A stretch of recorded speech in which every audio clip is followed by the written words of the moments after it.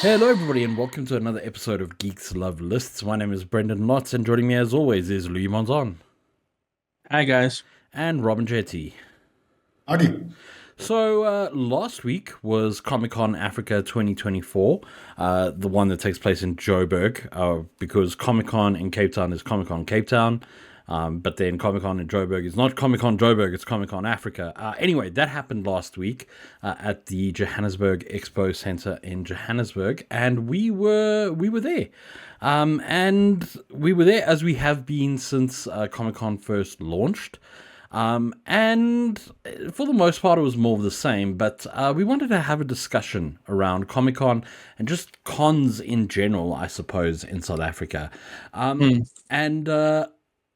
from my side, I felt it was more of the same. Basically, more of what we've come to know from Comic Con. Big, massive halls filled with all manner of geeky stuff. But there wasn't all that much different, which I feel is becoming a problem. But that's what we're here to discuss today. Robin, let's start off with you. What did you think of Comic Con 2024? So I know that they kind of rearranged the layout as far as what events are happening in which halls the Expo Center. But it was, as you mentioned, pretty much copy and paste from the past 2 years. I think it's been at the Expo Center now for 3 years. Yeah, it was very much the same, and we'll discuss it shortly. But I think even I'm starting to get confused or getting them mixed up as far as like Comic-Con and Rage. It just seems like the same event just happening at different times of the year, as far as the exhibitors and what's on display and what's available to do is concerned. So I think Clinton also mentioned it when we were discussing this earlier this week. Like, if someone asks, should you go to Comic-Con, or this year's Comic-Con, or should you have gone to this year's Comic-Con? And the answer is, did you go to last year's Comic-Con? And the answer is yes, then no, you didn't have to go to this year's Comic-Con because, they all kind of feel the same. There's nothing that distinguishes it or makes it feel unique. And it's getting a little disappointing. I'm sure we'll get into the kind of the nitty-gritty stuff shortly. But yeah, it didn't stand out in any noticeable way from my perspective anyway.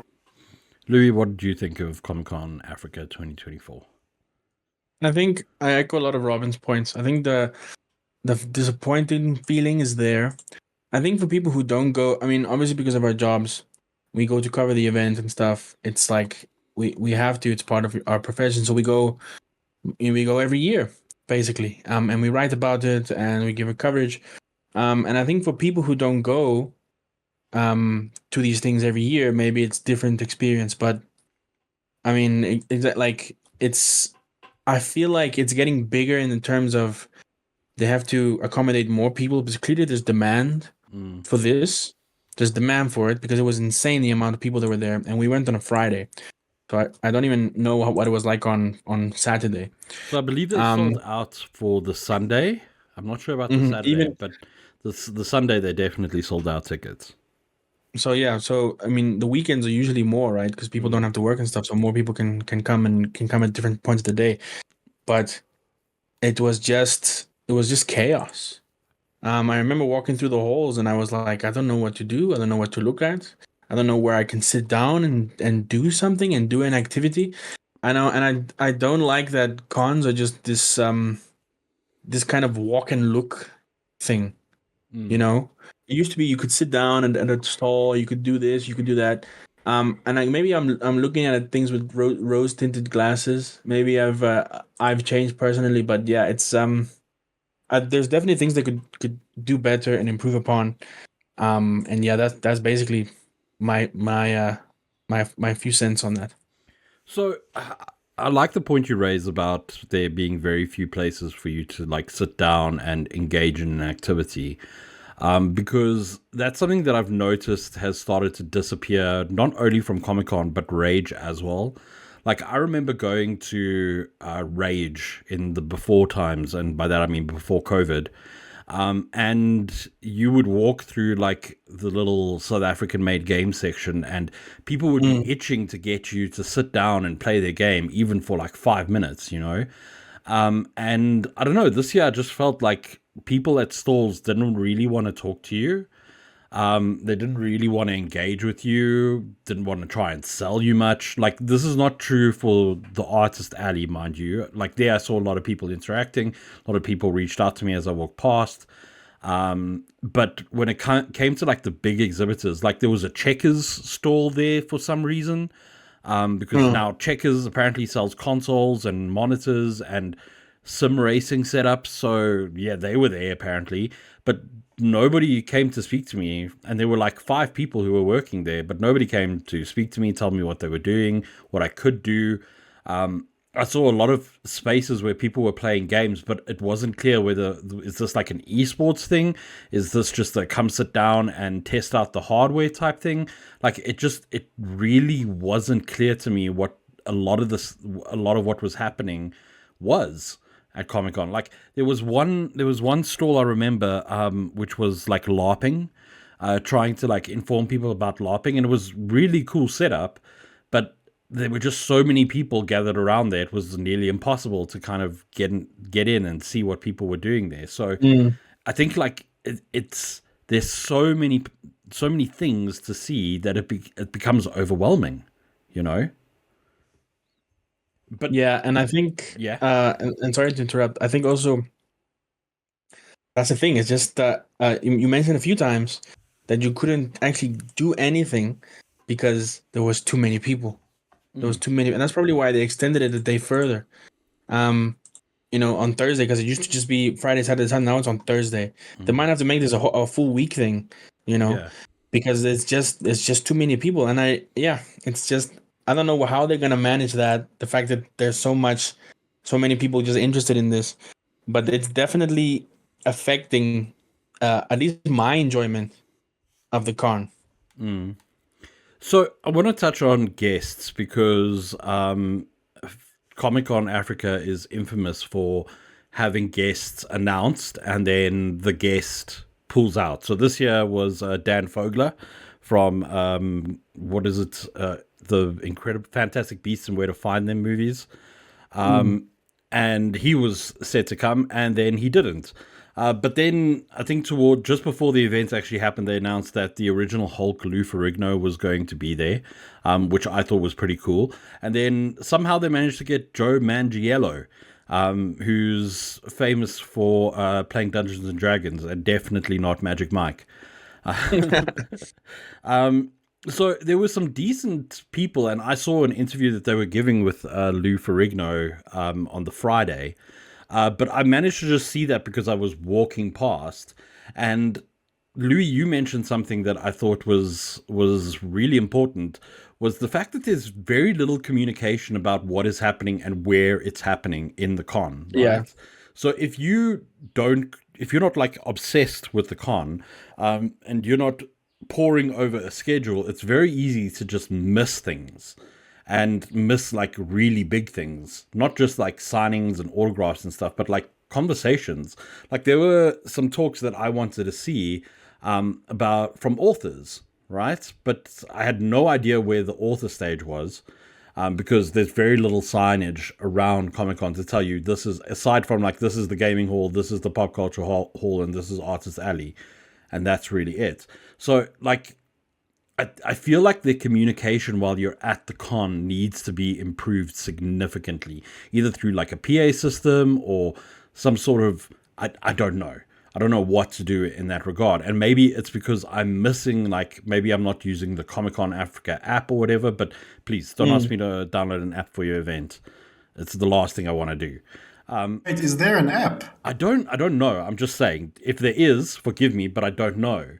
But that's also, it just speaks to how the communication from the organizers needs to be upped significantly when it comes to what's happening on the main stage. What do you think about that, Robin? So, yeah, I think all the points you guys made are valid. I think that when it comes to kind of demarcating areas and ensuring that people are well informed, it seems like only the sponsored areas were taken care of. like the KFC main stage where you mentioned Lou Ferrigno was appearing in, and some other guests as well. They had some of the cosplay entries kind of parading on stage as well in that area.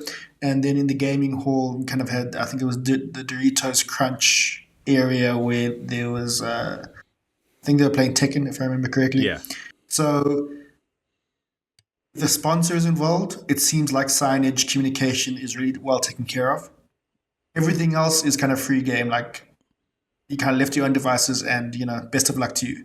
I really felt like that around the artist alley because there was a lot of great artwork actually there. I was really tempted to purchase, obviously. I was waiting for payday, so I couldn't really take advantage of it, but there's a lot of great content to enjoy at Comic-Con. The problem is that it's not organized in a way that I think is attendee friendly, it seems. And I understand that advertising and sponsors gets a lot of things happening at the actual event itself.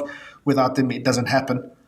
It feels like unless you are intimately involved with whatever KFC is doing or whatever other sponsors are doing in the gaming hall, the Comic-Con organization of the actual event itself doesn't really seem well done at all. So you kind of left a little bit rudderless.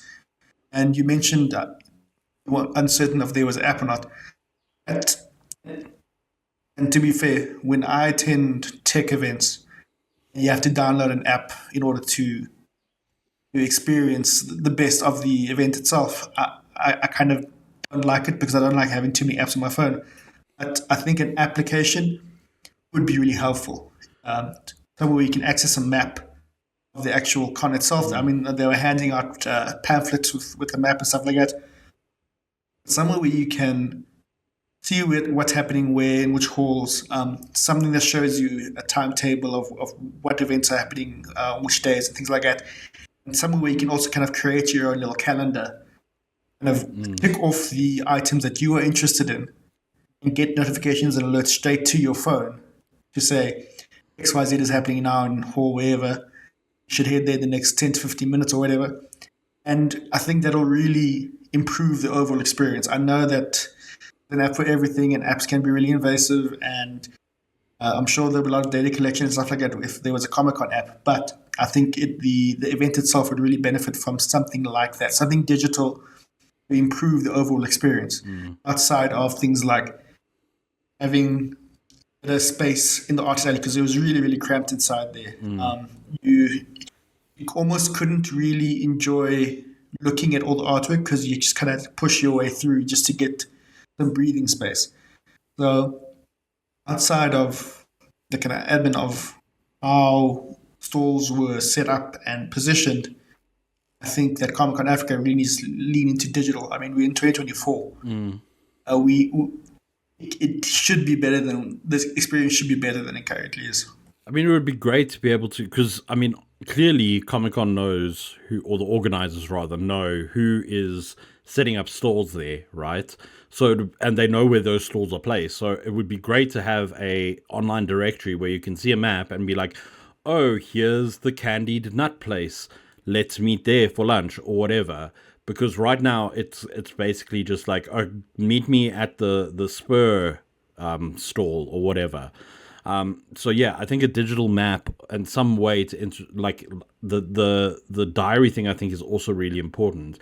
And I know that a lot of times these cons, the timing may adjust throughout the day because people are late or things run on, but to just have a rough idea of when things are happening and let you know, like you say, 15 minutes before, hey, something's happening in the gaming hall, head there now. Louis, what do you think about Robin's suggestions? I don't know. I'm also opposed to an app idea. I agree with Brendan. I like Robin makes good points about how an app would make it better. I don't know if they do have an app or not. But like if I was personally going to a con, like so not as part of work or something, like an app would be really good for us. You know, we know, oh, we need to go. Oh, Hawk is gonna be on stage in 5 minutes. We should go and see if maybe we can, I don't know, get a snippet of his talk or whatever to write about. But as a con goer, if I was gonna go to a con, and the last thing I'd want to do is do any work. You know what I mean? Like downloading an app and all that stuff. Maybe I'm just lazy, but surely there should be this stuff shouldn't it should be a no-brainer. You know what I mean? When you enter or something, there should be I don't know, maybe a big board with a map or something, something that makes it a bit easier. Maybe all these things were there, but I just didn't notice it. It just wasn't made a big deal of. Um, and also the layout of the con itself. I think it's just like honestly, I felt walking around the con, I felt like in like a lost child in like a Arabian bazaar or something, just looking around. I don't know what to do. Where's my mom? What's going on? There's weird people and dressed up. There's furries. It's crazy. I think it just needs more organization, if I can say that. And I'm sure it's not easy to organize something this giant. I'm sure they spend the whole year just working on it, but it needs to be smarter, I think. Yeah. So And yeah, Louis, carry on. Sorry. no, yeah, no, that was my point. So for me, I think what's the most jarring thing for me about the whole experience is like you'll be walking through the pop culture hall, and it'll be like, oh, here's somebody selling Funko Pops, and then right next to them is like a tattoo parlor, right? And it's just like it made me wonder whether anybody had sat down and thought about the actual layout of where exhibitors were placed. And I know that it's not something that they can ultimately control because people will pull out and then they'll get people to replace them. And maybe the person you get or the company you get to replace somebody that pulled out is a tattoo parlor. And now, wabam, right in between the snack section, you've got somebody doing tattoos. But I just feel like there's no real rhyme or reason to where people are placed, especially in that massive pop culture hall. And then it can also be a case of where you'll have two stalls selling the exact same thing right next to each other, and that can't be good either. So I agree with you, Louis, that it's just the organization needs to be rethought because right now it's confusing. Yeah, Louis, sorry, carry on. So like you said about the stalls selling exactly the same things, they put them next to each other. There's like three different shops next to each other, all selling manga and stuff like that. And it was the same stuff they were selling. All the shirt stalls were next to each other, selling the same stuff. And yeah, like you said with the organization, one of the things I think would improve it is if the layout was so. I don't even know how they would do it in a way that because I don't know exactly like the psychology of the con goer. What's the first thing you want to do? You have to think about like what is the first thing that a person wants to do when they come into a con like this. Get many donuts. So maybe put the snacks first, and then after the snacks have some, and I wrote the suggestion that maybe it should be like a maze, right? Kind of leading the crowd through each of the exhibits and each of the stalls, each of the alleys, quote unquote, you know. Maybe have like side quest alleys here and there, but like the fact that you get so much freedom, maybe it's like it's too much freedom. It's too open world. It needs to be more linear because it's just you don't know where to go, you don't know where to walk to. If it was more a way that leads, especially the pop culture hole, and most of my suggestions are for the pop culture hole because I think that was the one that really kind of bewildered me. Yeah. I didn't know what to see. I didn't know what to do. Oh, there was people playing Street Fighter. I want to play Street Fighter, but all the the stands are full because there's a million people and there's like 5 people waiting for each of the so I can't do that. I gotta go somewhere else. Yeah, there's there should be a way that leads the crowd through each of the things so that everyone gets a fair chance to see everything. Everyone gets a fair chance to look at everything. And they can pick and choose what they want to spend time doing. And I think there could be more enjoyment that way. So, Robin, one of the things that you mentioned was potentially gamifying the experience. Like, what was your thinking behind that? It seems very similar to what Louis is suggesting. Yeah, so again, I'm kind of leaning on my experience at tech events and conferences. A lot of the time, it will incentivize media to go out onto the expo floor, interact with different vendors and exhibitors and stalls, and you get something. It could be some swag, that could be a badge, that could be credits towards whatever. But I think a system like that could, one, kind of, I don't want to say force, but could entice people, attendees, to explore more of Comic Con Africa. So if, for example, I don't know, let's use, I remember X had some massive display in the gaming hall for some reason. Yeah.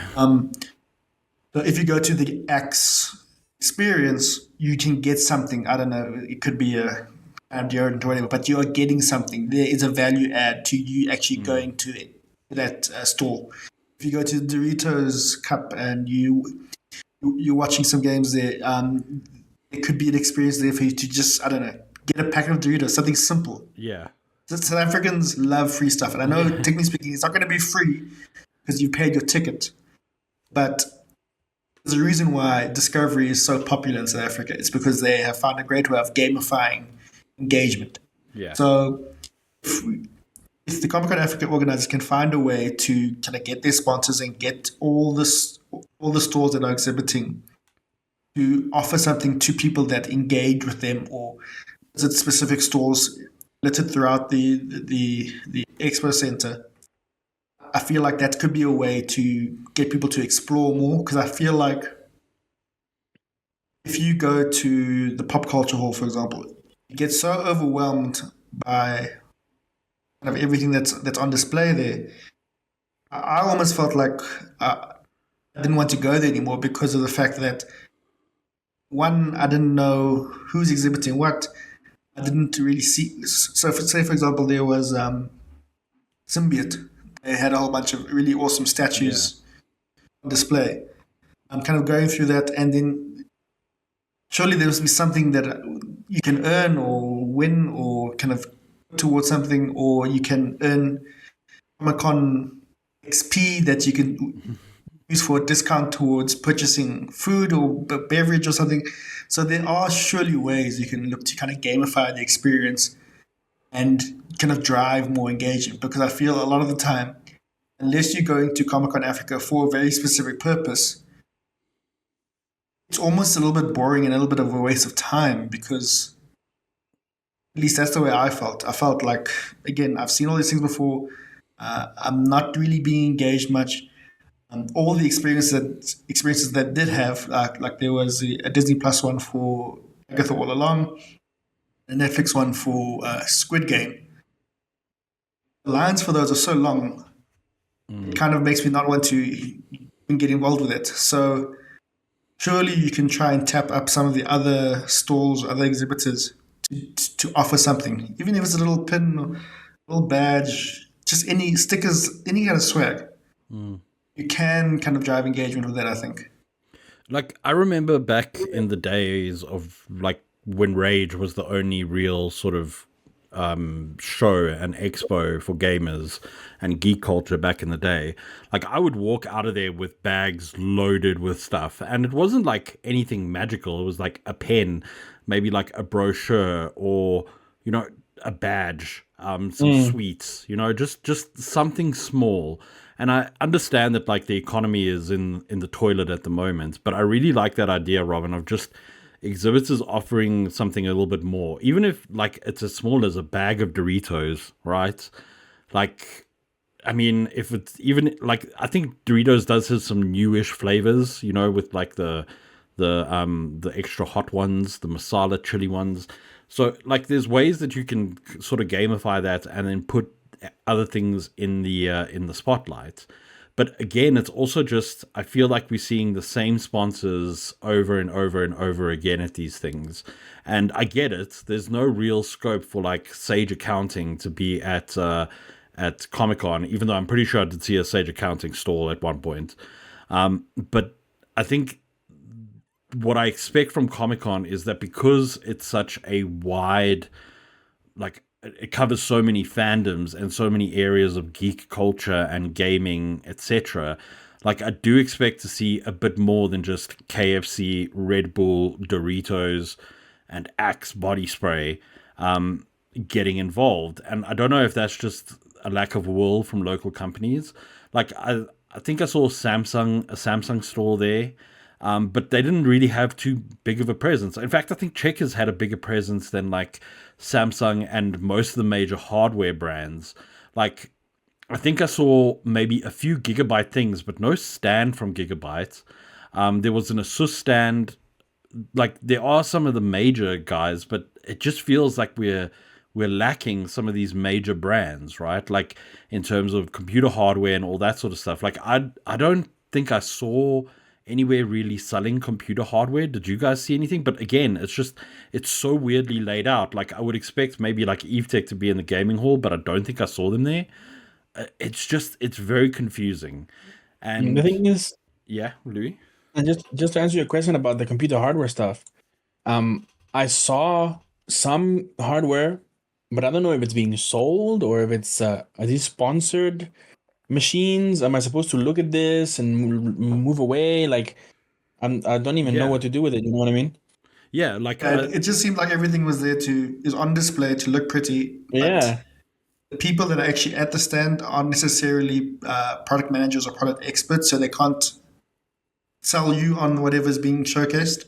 And because this hardware is only on display, you can't really interact with it much. You walk up to it, yeah. there's someone saying, "Ooh, here's this new product XYZ," and then okay, that's it. Okay, let me carry on walking somewhere else. Like, I saw at the I think it was the Cooler Master stand, because they had all sorts of weird PC chassis. But one of the chassis, the graphics card was just like out. It wasn't even in the PCIe slot, so it wasn't even working technically. But it's just like, again, like you mentioned, is it something that you look at? Is it something that you supposed to be able to buy? Like, what is this? Like, I think, like, for me, the weirdest person exhibiting there is the place you mentioned, Symbiote, because I don't think your average Comic-Con goer can afford those models that they have. Maybe I'm crazy, but yeah, it just doesn't feel like something that they would do. Yeah, it's just there's so much confusion, and I think that the confusion stems from the fact that it's both the best part of Comic Con and the worst part of it is that there are just so many fandoms and so many different interests that are trying to be covered. Like, you're trying to cover esports, you're trying to cover the furries, you're trying to cover like people who are into comics, which oddly I saw very few of outside of Artist Alley. You know, you would think you'd see more comic stuff at Comic Con. Anyway, yeah, and then like you mentioned, Robin, the activations, the lines for those are so long. I feel like that is something that can be improved upon, just with tickets. Like, you buy a ticket to Comic Con, and then, because these experiences are premium, you have to pay for them. So you buy your Comic Con ticket, and then you book, like, I don't know, a specific time on a Saturday or a Sunday or whenever the Comic Con is happening. And then that's when you are set to go to that. That, I think, would help alleviate a lot of lines, and just make the whole process a lot more modern. Because, yeah, the worst part of Comic Con is the lines. And there's lines for everything. Whether you want a packet of sweets or you want to take part in the Agatha All Along thing, you are going to stand in a line. And I'm sorry, but I do that a lot of the time in my personal life. I don't want to go somewhere where I'm supposed to be relaxing and have to stand in another line. Yeah, I think in the end it was just like a walk. Comic Con, it was just the big walk. You walked there, you looked at things. There was a moment where I like, it was so random. I was just walking, and suddenly I was looking at the books, and then there was like a company from Japan actually that was there. They want to sell more, anime and manga stuff in South Africa, and I was like, oh, this is interesting. I'll take your card. And I turned around, and a bunch of girls started doing like a K-pop dance performance, and suddenly there was a big crowd. I felt like I was in those what's it called when you just like walking in town somewhere and they start dancing around you and stuff. Flash mob. I thought I was in a flash mob or something. I was like, oh my goodness. And everyone started gathering there, and I was like against the wall. And I was like, okay, let me just, I can't go that side anymore, I guess. Let me go that other side because there was just a million people there. And I ended up in Artist Alley, and there was very little people in Artist Alley. Like always, the Artist Alley is always relegated to like the farthest corner, just there in the shadows. There's our Artist Alley. And they had some really interesting stuff there. But then that was it. And okay, the walk is done. I guess my con experience is over. You know what I mean? Yeah. And I guess I definitely wouldn't buy a 700 rand weekend pass for the big walk. You know what I mean? Yeah. I don't. To be honest, I don't know if at the level it is now, with all this and you guys, all the stuff you guys are saying, they all make sense. Especially the point about that it's kind of boring. There's nothing. There's so much to do that there's nothing to do. And I don't know if I would spend money to buy a ticket. If I wasn't going to cover the event, I don't know if I'd be interested to go. Yeah. Yeah. Yeah, so like for me, one of the points I wrote down is that like when it comes to like merchandise and things that are for sale, there's a lot of people selling stuff, but like we mentioned earlier, a lot of people are selling the same stuff. And like I know that my tastes are maybe not the same as everyone else's, but like I'm a big fan of Destiny, and I would literally commit war crimes for some Destiny merch.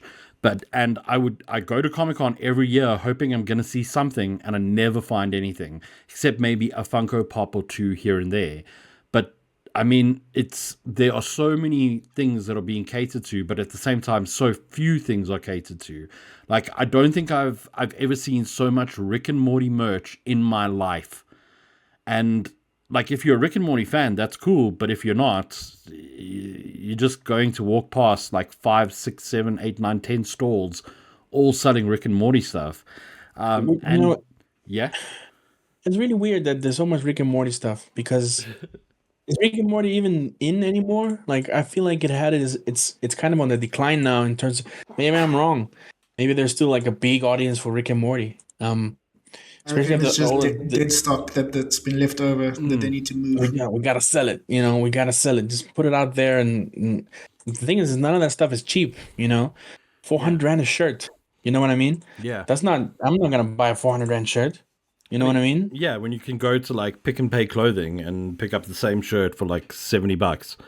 Or you can order it online. If you want nerdy clothes, you can order it online for much cheaper. So I mean that's the problem, right? Is that there's so much stuff, and online has made it so easy to get whatever you can. Like most of the people who are walking around there in cosplay got their cosplay online or got the materials to make that cosplay online. So it's like, okay, I mean, so what are we actually doing here? And like we mentioned, it's very hard to tell who's selling stuff aside from like food items and like where you can clearly see somebody is selling stuff. It's very hard to tell what's for sale. There is one more thing I just want to mention, and it's a message to KFC. KFC, please, please, please have more stalls around than just your one location, because you advertise that you have these exclusive meals, but then you have lines that stretch outside of the hall for people to get their food. This year, they tried to do something with Uber Eats. So you place your order on Uber Eats, and then you would go and collect it. But then there was a line. The same line that there has been for 3 years running now was once again present at the KFC stand. Like, please, KFC, be smart about this. Just think. Instead of having one, have two. Have two locations where people can go and order food. You just split your staff in half. Or, better yet, create more jobs. Have 2 staff contingents. It boggles the mind that this keeps happening year in and year out. Yeah, man, that KFC area was a mess. There was like a million people there, and it's like so chaotic. People trying to eat, and people are screaming, and it was right next to the main stage. Yeah. I think it's the main stage. I don't know. Yes, it is. It is the main stage. Yeah. There's like 3 stages. Then there was an event happening at the stage, and it was just insane. It was just Yeah. like, okay, I don't want to eat here, and we decided not to eat there. We were like, no, let's get out of here. Yeah. Find the least busy Just- place. And then also there's the weird outdoor area, which is like DJs, I guess. But at some point, I think they were just playing like music from 5FM or just like broadcast from 5FM. Yeah, Like, what is that outside area? Is it like a place for people to just sit outside in the hot sun? Because I think there is like a couple of restaurants and stuff around there, but then you've got this music blaring at you and like a DJ. It just makes no sense to me. Just like most of the organization of Comic Con Africa, there's just, yeah. Robin, what are your thoughts? Sorry, we've been ranting here for a while now. Yeah. Again, I don't want this to be a dumping session on Comic Con Africa, because I think it is important that we have events like this in South Africa. We have massive gaming, geek, esports communities in this country, and we need events like this in order to kind of show the world that, and other kind of brands and companies, that they have to take an interest in South Africa, because I think a lot of the time we get relegated to the background. And that's also one of kind of my it's like a double-edged sword. So I think we need Comic Con Africa, but Comic Con Africa also needs to be better, because if I take, for example, Comic Con Brazil, when the first Venom movie came out, they had Tom Hardy there. And he kind of had like exclusive information that he revealed about the movie, and I think the trailer as well. So there was a real cachet to that event. If I look at Comic Con Africa, you mentioned Joe Manganiello. He's cast in the new season of One Piece, which is filmed in Cape Town, South Africa. That is a marquee show on Netflix. How do you not have the entire cast there at the event? It does not make sense. I think the moment we start having bigger names at our cons, they start to hold a bit more weight. I'm not too sure if Reed Pop is still involved as the exhibitor, or kind of what the situation is, because I know Reed handles Comic Con like globally. But it feels like our con is like the poor man's con. It's really unfortunate, and I think it needs to be better, because there are several communities in this country that are not being served well enough, and organizers might complain that there's not enough engagement, there's not enough money being spent. That's also because the cons themselves are not giving them anything worthwhile spending the money on. So yeah, it's a real issue, and it's unfortunate, because, like I said, there's so many communities that aren't being served the way they deserve to be. Yeah, I the agree. thing that Yeah, Louis. the thing is also crazy, and I've been mentioning a lot about the crowds and how many people and stuff. And I've said it a few times. It's that there's clearly like a ravenous appetite for what the con is promising, for what Comic Con promises, which is, geek culture and pop culture and movies and comic books and anime and manga and cosplay. And clearly South Africans are seeing what's happening overseas. And it's not just, some South Africans. It's it's all South Africa. I mean, I was seeing people cosplaying, people of different races, genders cosplaying, Cosplay used to be a thing for people who only into, I mean, I remember Rage in the beginning, only a certain kind of people would cosplay. People who were very nerdy, people who were very into certain things. Not everyone was into anime back in the day, but now anime is, because of Dragon Ball Z and because of how easy it is now just to watch anime. Black people are cosplaying, white people are cosplaying, girls are cosplaying, and it's everyone is interested, everyone is into it, everyone wants to be part of the thing, and it's en masse. So saying that, the excuse that, oh, there's people don't want to spend money, people don't want to come to this thing, like that's not working anymore. Because hundreds of thousands of people, maybe not hundreds of thousands, but thousands of people came to Comic Con, and it was packed the whole day that we were there. and they were spending money, they were buying things, they were eating at KFC, they were eating at the shops, they were, they made a lot of money at this thing, and South Africans are into it, and it'll probably be even bigger next year. I mean, they knew it was going to be bigger this year. That's why they added another day.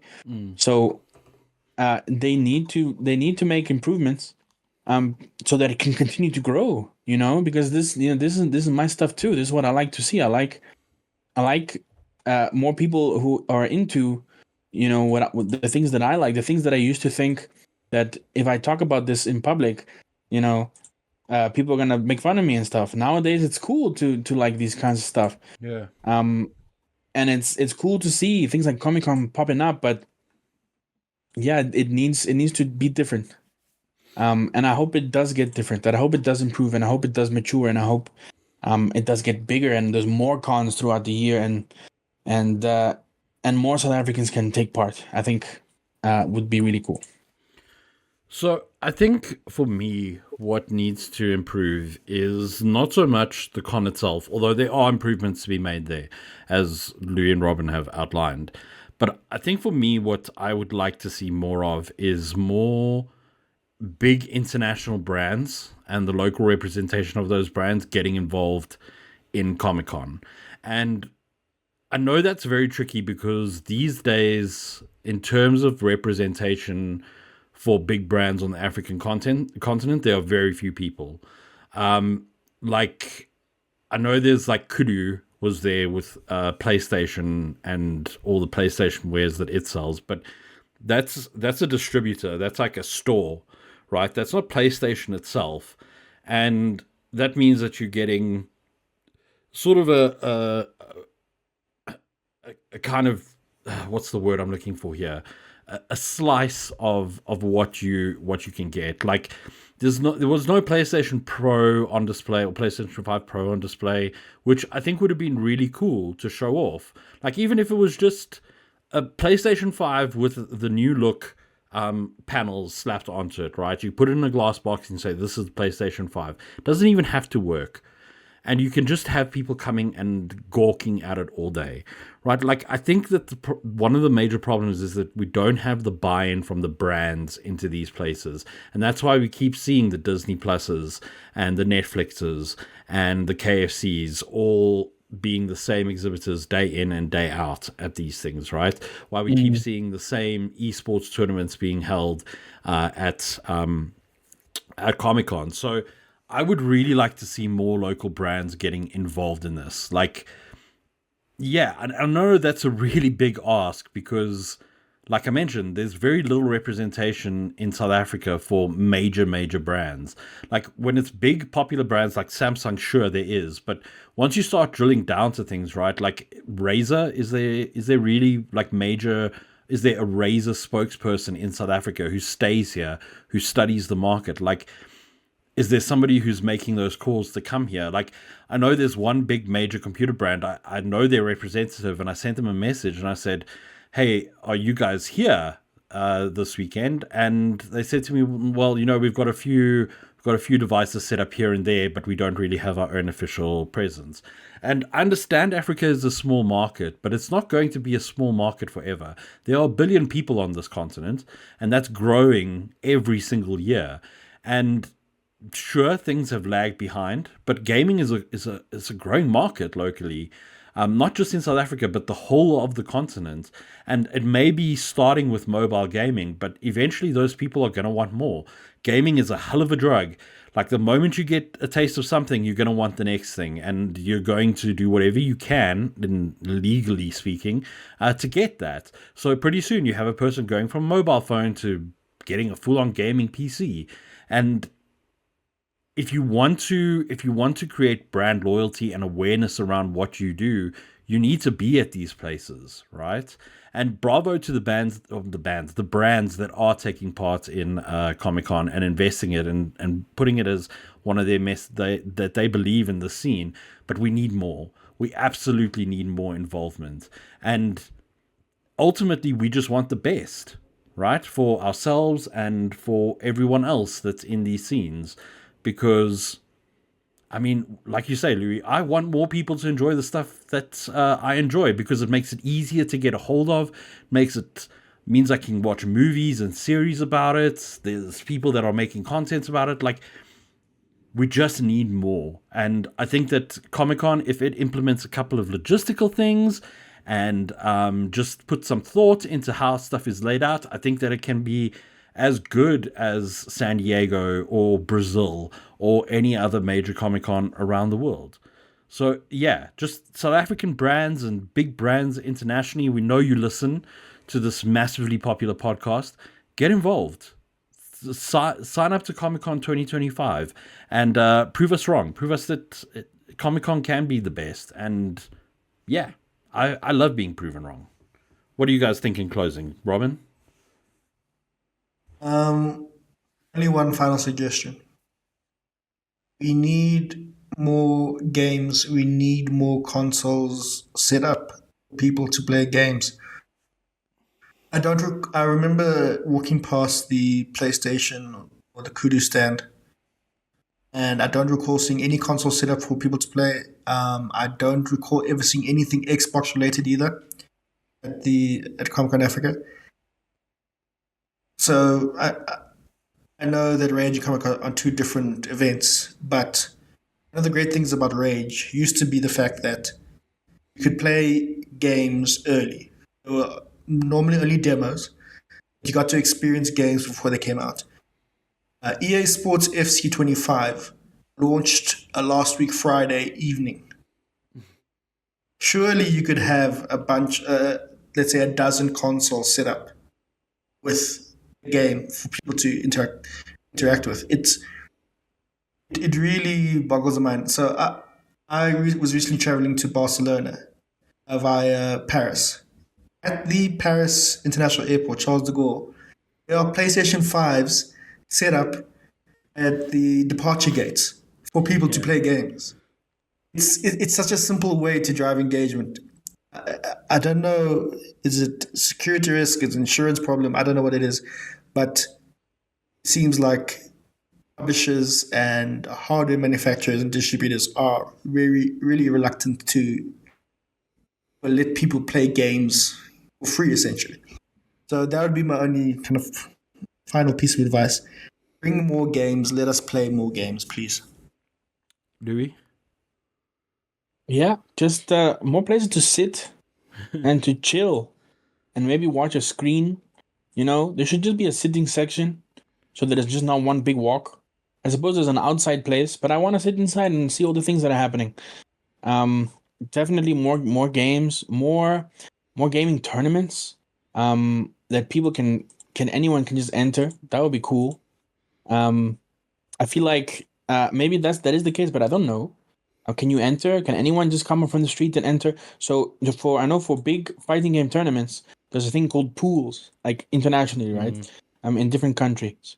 Basically, you fly over the big esports, the athletes, the big ones, the big names. You fly them over, but you always open pools so that just a guy from the street can come in and they can have fun too. They can also play and they can lose, but they'll play and they'll play a few games and you can that's cool because you want to be part of it. You know what I mean?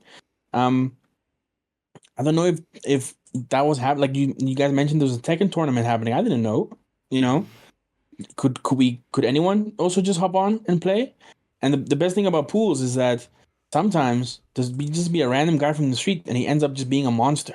Yeah. And he kills all the and that's amazing. But we don't have those kinds of stories.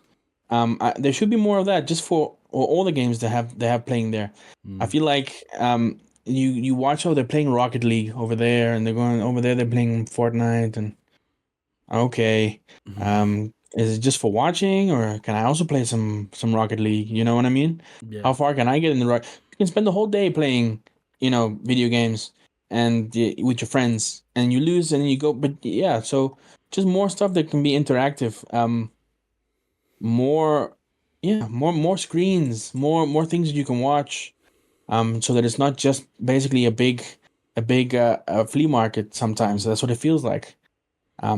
Yeah, more and more interactive. Make it more interactive. That'll be my closing statement. Just give us more Comic Con Africa. That's all we're asking. I don't think it's much. I think we're being very reasonable. We just want more. But yeah, More. let us know what Comic Con Africa can do to improve. Let it know what it can do to improve, respectfully, of course. And yeah, hopefully this is the last time we have to make something like this. Although I'm sure when we go to Rage later this year, we'll have thoughts about that as well. But thankfully, Rage has the benefit of this podcast to inform how it's going to do things for 2024. But yeah, let us know on socials, over on X and Facebook. And yeah, thank you so much for tuning in. For myself, Brendan Lotz, cheerio from Lee Monzon. Bye, guys. And from Robin Nichetti. Take care, everyone. We'll see you in the next episode of Geeks Love Lists. Goodbye.